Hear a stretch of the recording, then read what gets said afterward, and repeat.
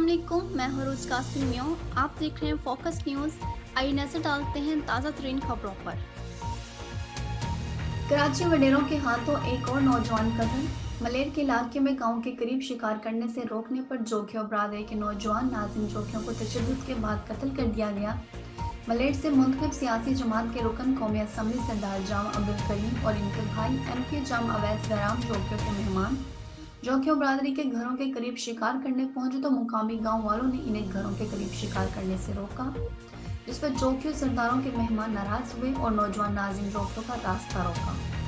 नाजिम जोखियों ने Facebook live video चलाई। इस वीडियो पर जोखियों सरदारों और इनके साथियों की जानिब से नौजवान को धमकियां दी जाती रहीं। इलाके के मकीनों के मुताबिक सरदार जाम अब्दुल करीम जोखियों ने नाजिम जोखियों और भाई अफजल जोखियों को अपनी औताक पर फैसले करने के लिए बुलाया।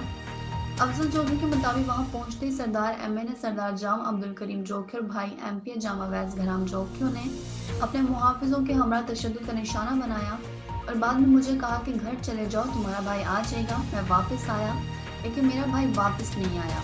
हम दूसरे दिन जब सरदार अब्दुल करीम जोखियों की औताक पर पहुंचे तो हमें बताया गया कि आपके भाई का कत्ल हो गया है। सरदारों के तशद्दुद से मेरे भाई का कत्ल हो गया है और हमें लाश का भी नहीं बताया जा रहा।